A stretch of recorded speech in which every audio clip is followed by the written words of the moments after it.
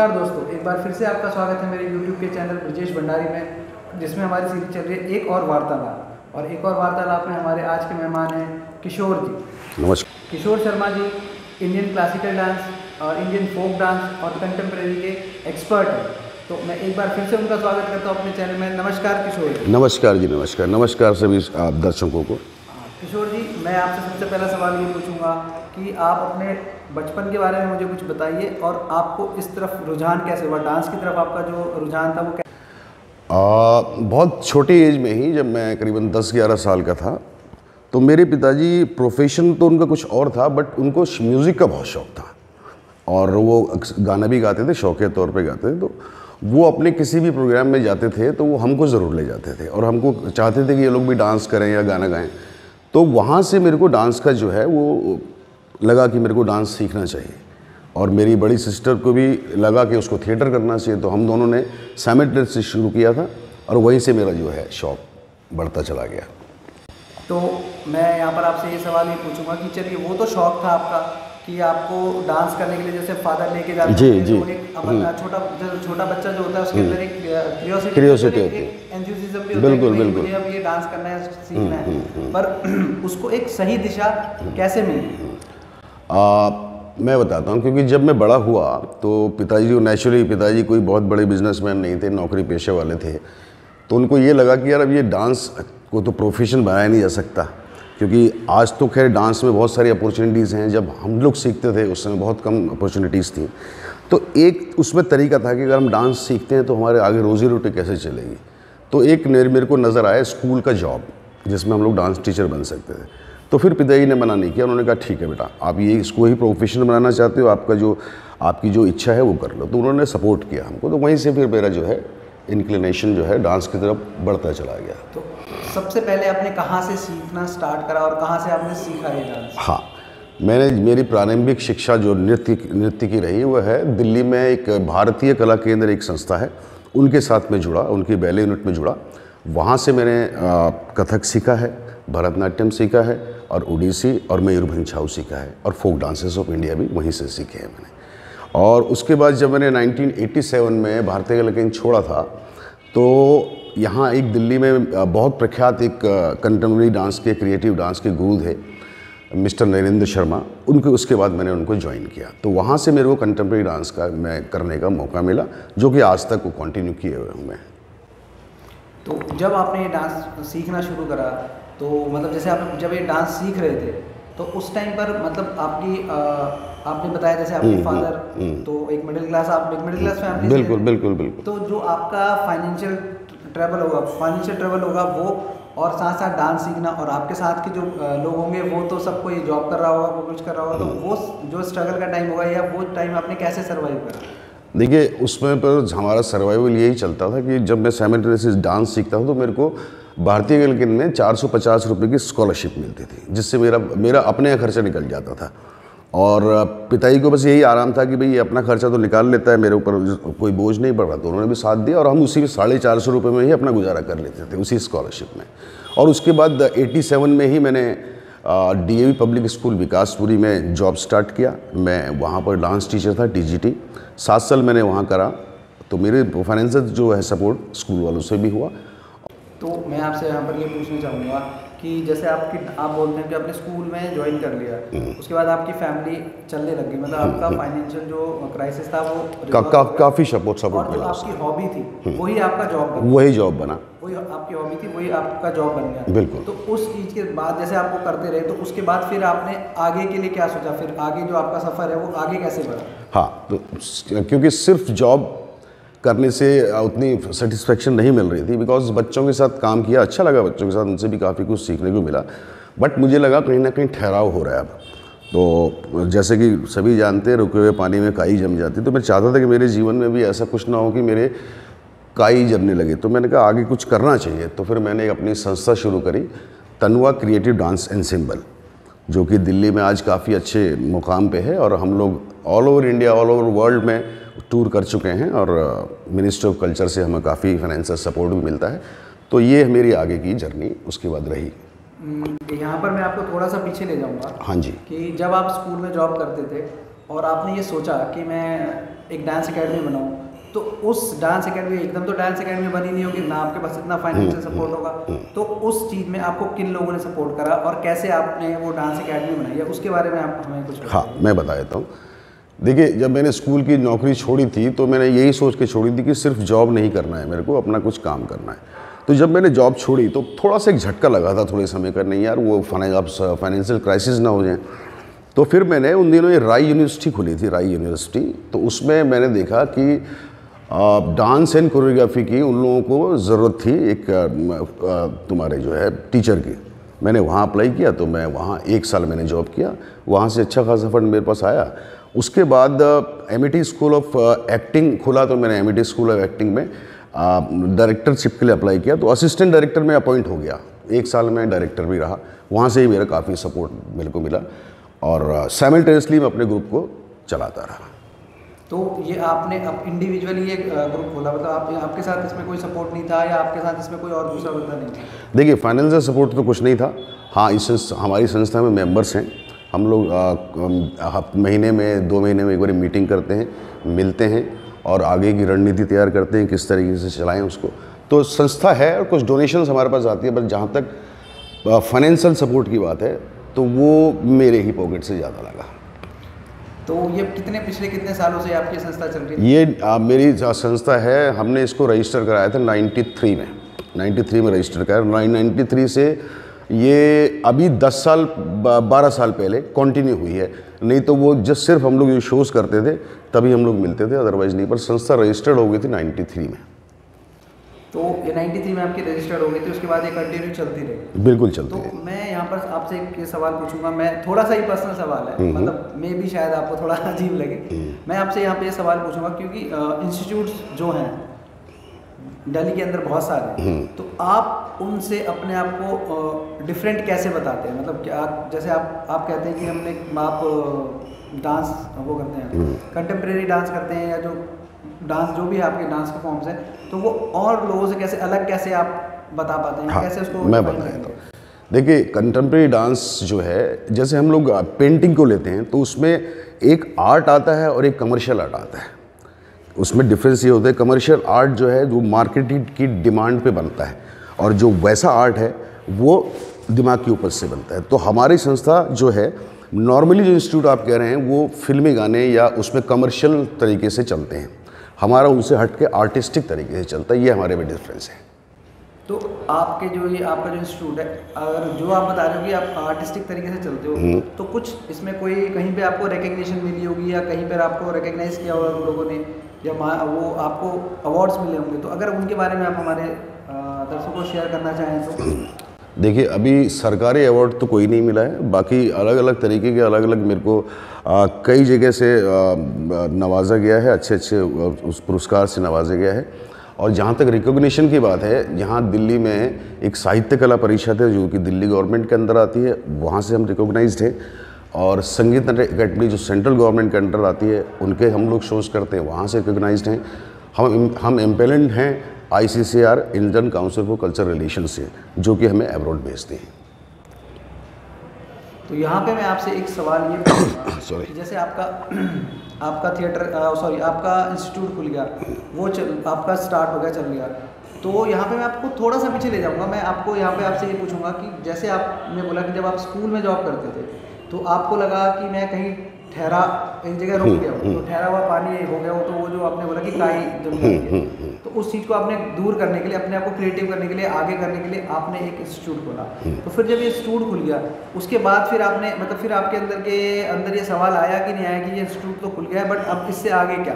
हाँ, इससे आगे यही है कि हम लोग जो इंस्टीट्यूट खोल ले उसमें हम जो चाहते हैं, जिस तरह की प्रोडक्शंस हम चाहते हैं या हमारा जो क्रिएटिव काम होता है वो हम लोग करते हैं, और उसको पब्लिक रिकॉग्नाइज भी करती है और उसको पब्लिक बहुत सपोर्ट भी करती है हमें। और मैं आपको एक चीज़ और बता देता हूँ कि मैं अभी भी विजिटिंग प्रोफेसर हूँ नेशनल स्कूल ऑफ ड्रामा का। उनकी दिल्ली से बाहर जितने भी उन्होंने इंस्टीट्यूट खोले हैं वहाँ सब में जाता हूँ, 15-15, 20-20 दिन का उसमें मेरी क्लासेस होती हैं। और वहाँ थोड़ा सा डांस से हट के होता है, हमारे सिर्फ मूवमेंट पे हम लोग काम करते हैं, जो कि थिएटर में अप्लाई किया जाए, तो उसकी क्लासेस में मैं लेता हूँ। और कई नाटकों में NSD के बड़े बड़े दिग्गज लोगों के नाटकों में मैं कोरियोग्राफी भी कर चुका हूँ। तो सॉरी मैं आपको यहाँ पर इंटरप्ट करूँगा। हाँ जी। आप कुछ नाटकों के नाम बताएंगे जो जिनमें आपने कोरियोग्राफी करी है? हाँ जी, बिल्कुल बताऊंगा। एक अभी आपका सिक्किम में हम लोगों ने बनाया था रोमियो जूलियट के ऊपर, उसमें मैंने किया था। और एक भानु भारती के निर्देशन में एक अक्ष तमाशा करके प्ले बना था, उसमें किया था। और अभी कुछ नाटक ऐसे जिनका मेरे को अभी नाम ध्यान नहीं आ रहा, बट बड़े बड़े दिग्गज लोगों के साथ किया था काम। तो जब आप NSD में मजे हुए कलाकारों के साथ काम करते हैं, वो एक अलग एक्सपीरियंस होता है। बिल्कुल बिल्कुल। और जो आप नए बच्चों के साथ काम करते हो वो एक अलग एक्सपीरियंस होता है। वो बिल्कुल। तो उन दोनों चीज़ों को आप समन्वय कैसे बनाते हैं? उसका समन्वय ऐसे होता है कि दोनों चीज़ें सेपरेट हैं। देखिए, जो डांस होता है वो सेपरेट है, जो मूवमेंट होता है वो थोड़ा सेपरेट हो जाता है। मूवमेंट से मेरा मतलब है कि जो हम प्ले कर रहे हैं, प्ले में उसकी रिक्वायरमेंट के हिसाब से हम लोग बॉडी मूवमेंट या बॉडी लैंग्वेज को हम लोग यूज़ करते हैं। और डांस में क्या है कि वो डांस पूरा का पूरा म्यूज़िक और उस पर डिपेंड हो जाता है। ये दोनों में डिफरेंस, और दोनों में अलग डिफरेंस करके ही हम लोग चलते हैं, मिक्स एंड मर्ज हम लोग नहीं करते हैं। तो ये तो बात बहुत आपने अच्छी बताई है। मैं आपको यहाँ पे ये पूछना चाहूँगा कि आपने कभी क्या बॉलीवुड में कभी ट्राई करा है?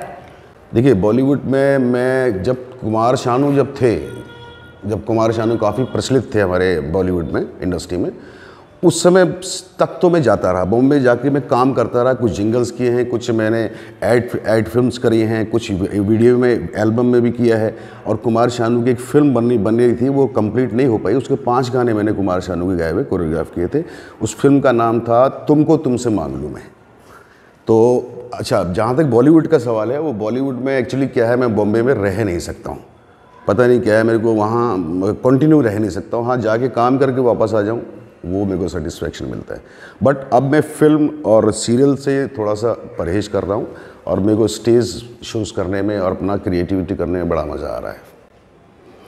तो मैं आपसे यहाँ पूछूंगा कि आपने जैसे आपने बताया आपने सीखा है, जो भी अपने जितने भी डांस फॉर्म्स आपने सीखे हैं, तो क्या आपने गुरुजों का नाम बताना चाहेंगे, गुरुजनों का? बिल्कुल बताना चाहेंगे। देखिए, जो मैंने कथक सीखा है वो भास्वती मिश्रा जी से सीखा है, जो कि बिरजू महाराज जी की स्टूडेंट रही हैं। और मयूरभंज छाऊ जो है वो मैंने ओलेक निरंजन बिसोई, अब वो रहे नहीं हमारे गुरुजी, उनका देहांत हो चुका है। ओडिसी मैंने मायाधर राव जी से सीखा है, जो कि पद्मश्री से सम्मानित हैं। और लीला सेनसन से मैंने भरतनाट्यम की शिक्षा प्राप्त करी है। और नरेंद्र शर्मा जी जिनका नाम पहले भी मैं बता चुका हूँ, उनसे मैंने कंटेम्प्रेरी डांस की शिक्षा प्राप्त करी है। तो यहाँ मैं आपसे मेरा एक सवाल ये है आपसे, यहाँ पर मैं ये सवाल आपसे पूछूंगा कि जो कमर्शियल डांस है, जो आप जैसे बॉलीवुड का डांस है, एक डांस आप बता रहे हो, एक डांस आप कह रहे हैं कि मैं स्टेज पे डांस करता हूँ, एक क्रिएटिव डांस करता हूँ। पर मैं यहाँ पर आपसे पूछूंगा कि बॉलीवुड में डांस करने वाले या जो बॉलीवुड के गानों में डांस करते हैं, उनको पॉपुलैरिटी ज़्यादा मिलती है बनस्पत के आप जैसे लोग जो आप अपना क्रिएटिव डांस करते हैं, इस तरीके करते हैं। बिल्कुल। तो आपका क्या विचार है इस बारे में? मेरा विचार ये है कि हम लोग एक्चुअली क्या है कि जहाँ तक मेरा मानना ये है कि डांस जो मैंने बचपन से किया, फिर उसको मैंने प्रोफेशन बनाया, और वो जब प्रोफेशन बन गया तो मेरे को क्रिएटिव काम में ही मज़ा आता है, मैं कमर्शियल काम में मज़ा नहीं आता। वो जब भी मैं उस काम को करता हूँ ऐसा लगता है कि निपटाना है और पैसे के लिए करना है, और इसमें मेरे को ऐसा डिज़ायर नहीं होती। अच्छा, इसमें भी डिफरेंस होता है, जैसे आर्ट फिल्म अलग बनती है, कमर्शियल फिल्म अलग बनती है, तो साइमल्टेनियसली ऐसी है। डांसेस का भी ऐसी है। कमर्शियल फिल्म में आप काम करते हो, वो सेटिस्फेक्शन आपको नहीं मिलता है। और अगर आप स्टेज पे काम करना चाहते हो, मेरे हिसाब से मेरे को स्टेज पे ज़्यादा कंफर्टेबल लगता है। जैसे नसीरुद्दीन शाह वगैरह फिल्म करते हैं, बट सेटिस्फेक्शन के लिए अपना थिएटर नहीं छोड़ा उन लोगों ने, सेटिस्फेक्शन के लिए थिएटर ही करते हैं वो लोग भी। तो आपने ये बहुत अच्छा जवाब दिया आपने। तो मैं आपसे यहाँ पर एक सवाल ये पूछूंगा कि जब आप डांस कर रहे थे, बॉम्बे गए, आपको वो नहीं बनी, फिल्म नहीं बनी, उसके बाद जब फिर वापस आए, तो फिर उसके बाद फिर आपने क्या करा यहाँ पर? जो इंस्टीट्यूट था वही चलाया, मतलब इंस्टीट्यूट में ही आपका मतलब हो चुका था, या फिर आपने कुछ और करा? नहीं, इंस्टीट्यूट तब नहीं था, वो मैं बहुत अर्ली की बात बता रहा हूँ आपको। ये इंस्टीट्यूट वगैरह तो बाद में, जब मेरे को लगा कि मैं कोई पानी वाली बात कि मैं रुक ना जाऊँ, तब मैंने 93 में इसको रजिस्टर्ड कराया था। फिर मैं इसी दिशा में चला, और इसी दिशा में मेरे को चलना भी है आगे, और ऊपर वाली कृपा से पैसे भी ठीक ठाक आ जाता है, और घर गृहस्थी भी ठीक से चलती है, और अपने को सेटिस्फेक्शन होता है। तो मैं आपसे यहाँ पर किशोर जी एक सवाल पूछूंगा कि आपका शो जो आप जो भी शोज़ करते हो, तो ये शोज़ आप इंडिया मतलब दिल्ली में ही करते हैं, दिल्ली के बाहर भी करते हैं और यूएस से बाहर फॉरेन कंट्रीज में भी करते हैं? जी, मैं बताया तो आपको, हमारे दिल्ली में भी होते हैं और अलग किस नाम से होते हैं, किस संस्था पे होते हैं? संस्था यही है हमारी, तन्वा क्रिएटिव डांस एंसेम्बल। तो स्टेज होता है वो कौन सा होता है? स्टेज जो भी हमसे करवाते हैं स्टेज वो सेलेक्ट करते हैं। कमानी में करवाना है तो कमानी में करते हैं हम लोग, श्री राम सेंटर में करते हैं, त्रिवेणी कला संगम में करते हैं, और भी कई तरीके के ऑडिटोरियम्स में हम लोग करते हैं। और सिर्फ दिल्ली में ही नहीं, हम पूरे भारत में घूम के अपने इसके शोज़ करते हैं, और भारत ही नहीं, हम लोग इंटरनेशनल मार्केट में भी इसके काफ़ी शोज़ हम लोग कर चुके हैं। तो आप इंटरनेशनल मार्केट में, आप जो इंटरनेशनल कह रहे हैं कि हम शोज़ कर चुके हैं, तो क्या अपने शोज़ के बारे में बताएंगे, कौन से शोज़ आप कर चुके हैं इंटरनेशनल? हाँ, हम लोग इंडियन कंटेम्प्रेरी डांस को ही रिप्रेजेंट करते हैं, और कुछ कंट्रीज़ में हमने फोक डांसेस भी रिप्रेजेंट किए हैं। तो हमारे अलग अलग डांस ड्रामाज होते हैं, कुछ तो माइथोलॉजिकल बेस्ड होते हैं, कुछ आपका क्रिएटेड होते हैं, कुछ थीम क्रिएटेड होते हैं, कुछ पॉल्यूशंस पे है, कुछ अलग अलग मानव विधाओं पे है, बहुत सारी चीज़ें हैं। तो वो डिपेंड करता है कि हम कहाँ पर कि कौन सा शो करने जा रहे हैं, वो हम सेलेक्ट करते हैं। तो किस किस कंट्री में आपने किया है, मतलब कंट्रीज़ के नाम है अगर आप हमारे दर्शकों को बताना चाहें तो? देखिए, हम रशिया में किया, हमने इथियोपिया में हमने किया, सेशल्स में हमने किया, तंजानिया में हमने किया, चाइना में हमने किया, भूटान में हमने किया, फ़िलहाल तो यही याद आ रहे हैं। और अभी इस साल हमको जो है 3 साल का टूर मिल रहा था, बट वो कोविड की वजह से वो अभी कैंसिल हो गया है। अब फर्दर देखते हैं, जब से ये खुलेगा, कंट्रीज़ अलग अलग कंट्री खोलेंगे, अपने अपने लॉकडाउन हटाएंगे, तब देखते हैं कौन कौन सी कंट्री में जाते हैं हम लोग। किशोर जी, यहाँ पर मैं आपसे एक पर्सनल सवाल है, ये पर्सनल सवाल आपसे पूछ रहा हूँ। आप जैसे उत्तराखंड से बिलोंग करते हैं जी, ठीक है, उत्तराखंड आपका गांव है, उत्तराखंड से मतलब आप बिलोंग करते हैं, तो उत्तराखंड का जो फोक डांस है या उत्तराखंड की जो कल्चर है, उसके लिए आप क्या कर रहे हैं, उसके लिए भी आप कुछ कर रहे हैं, तो अगर बताना चाहेंगे हमारे दर्शकों को? हाँ जी, देखिए, जब मेरी डांस की शुरुआत हुई थी, जब मैं डांस में आया था, जब मैंने आपको बताया था कि पिताजी ने हमको इस तरफ की दिशा दिखाई थी, तो हमने शुरुआत ही फोक डांसेस ऑफ उत्तराखंड से करी थी, और उसके बाद भी साइमल्टेनियसली मैं उत्तराखंड के डांसेस करता रहा और करवाता भी रहा। और मैं एक चीज़ आपको बता दूं, मिनिस्ट्री ऑफ कल्चर से मैंने एक फेलोशिप ली थी कि फोक डांसेस ऑफ उत्तराखंड और फोक म्यूज़िक ऑफ उत्तराखंड पे रिसर्च करने की, तो मेरे को फेलोशिप मिली थी, सीनियर फेलोशिप मैंने करी थी, और 3 साल का शोध कार्य भी मैंने करके गवर्नमेंट के पास डिपॉजिट कर दिया। जब भी वो पब्लिश होगा तो वो आएगा मार्केट में। उसके अलावा आपने उत्तराखंड के लिए कुछ और किया? उत्तराखंड में मैंने एक डॉक्यूमेंट्री भी बनाई थी, यही टॉपिक यही था, Indian dances of Uttarakhand, music of Uttarakhand. ये भी मिनिस्ट्री ऑफ कल्चर के लिए पौड़ी गढ़वाल में हमने जाके उसको शूट किया था। पौड़ी गढ़वाल में जाके आपने वो शूट करा? जी। तो वो शूट जब उत्तराखंड में आप गए, वो चीज़, उसका एक्सपीरियंस, और एक जैसे आप बता रहे हो कि आप फॉरेन गए हो, उसका एक्सपीरियंस, कुछ अगर एक्सपीरियंस हमारे साथ शेयर करना चाहिए, क्या डिफरेंस लगता है? देखिए, जो हम लोग फॉरेन गए तो वो हम लोग एक डांस परफॉर्म करने गए थे। वो पहले से तय था कि हमने डांस परफॉर्म करना है, उसकी हम रिहर्सल्स करते थे, वहाँ जाके परफॉर्म करते थे। जहाँ तक डॉक्यूमेंट्री का है, और ये जो शोध कार्य मैंने बताया उत्तराखंड के फोक डांसेस मैंने किया, इसमें हम लोग ब्लैंकली गए थे। एक स्क्रिप्ट खाका बना हुआ था कि भाई इस तरीके के हम लोग लोगों से निकालेंगे। तो वहाँ जाके हमने कई इंटरव्यूज़ किए, और वहाँ कई जो फोक डांसर्स थे उनके डांस को भी हमने रिकॉर्ड किया। तो वो प्री प्लान नहीं था हमारा, वो तो ये था जैसे आपका ये प्रोग्राम है, तो उसी समय पर हमको जो चीज़ मिली, और बट हाँ, कुछ खास लोगों से हमको मिलना ज़रूर था, वो पहले से हमने प्लान किया था, जो वहाँ पर रह के उत्तराखंड के फोक डांसेस और फोक म्यूज़िक को प्रमोट करते हैं, उनसे हम लोग मिले, उनका इंटरव्यू भी लिया, और उनके ग्रुप की प्रेजेंटेशन भी हमने रिकॉर्ड करी। तो ये थोड़ा सा फ़र्क दोनों के बीच में रहता है। तो मैं यहाँ पर आपसे एक सवाल ये पूछूँगा कि जो तन्मय आपका जो डांस है, तन्वा, हाँ जी, तो इसका मैं आपका फ्यूचर का कोई, अगर आप फ्यूचर प्लान्स जो हैं कुछ अपना, या कोई प्रोग्राम हो, या कोई आपका जो आगे का फ्यूचर का प्लान हो, वो अगर आप बताना चाहें हमारे दर्शकों को तो? हाँ जी, देखिए, डांस का जहाँ तक सवाल है, मैं ऐसा मानता हूँ, मेरा अपना मानना है कि ऑनलाइन जो है इसका कोई भविष्य नहीं है। जैसे आजकल चल रहा है ऑनलाइन, तो ऑनलाइन क्लासेस तो हम लोग करते नहीं हैं, क्योंकि इसमें कई चीज़ें ऐसी हैं जो आपको सामने खड़े होकर ही बतानी पड़ती है, या हाथ पकड़ के बतानी पड़ती है। तो वो ऑनलाइन तो सिर्फ एक ये है कि भाई जस्ट टाइम पास करने वाली बात है। और जहाँ तक फ्यूचर प्लान की बात है, अभी हम लोग कोविड को फेस कर रहे हैं, और जैसे ही मार्केट खुलती है, हमारे दिमाग में कई नए प्रोजेक्ट्स हैं जिनको हम लोग बनाना चाहेंगे। और अभी हमारे कुछ सीनियर आर्टिस्ट हम लोगों ने नहीं बुलाए हैं, बिकॉज़ यहाँ भी ज़्यादा हम लोग चाहते हैं कि भीड़ ना हो और डिस्टेंसिंग का ध्यान रखा जाए। तो फ्यूचर में हम लोग बहुत अच्छी प्रेजेंटेशन पब्लिक के सामने लाएंगे। इसी के साथ मैं इस अपनी कन्वर्सेशन को ख़त्म करता हूँ, वार्तालाप को ख़त्म करता हूँ। और मैं थैंक यू बोलना चाहूँगा किशोर जी का कि उन्होंने बहुत ही बेबाकी से हमारे सवालों का जवाब दिया। मैंने जो पूछा उन्होंने वो ईमानदारी से जवाब दिया। मैं थैंक यू बोलना चाहूँगा दर्शकों का भी, थैंक यू सो मच। और मैं आपसे ये कहना चाहूँगा कि प्लीज़ मेरे चैनल को लाइक कीजिए, शेयर कीजिए और सब्सक्राइब कीजिए। और किशोर जी प्लीज़ आप अगर ये अपने जी मेरी भी आप लोगों से ये रिक्वेस्ट है, एक तो आपने जो हमारा वीडियो पूरा लास्ट तक देखा उसके लिए बहुत बहुत धन्यवाद। मेरी रिक्वेस्ट है कि ब्रिजेश जी के चैनल को आप सब्सक्राइब करें, लाइक करें और शेयर करें। मेरी आप हम किशोर जी जैसे और नए कलाकारों को, नए लोगों को आप तक पहुँचा सकें। जी धन्यवाद। देख लो एक बार। हाँ देख लो।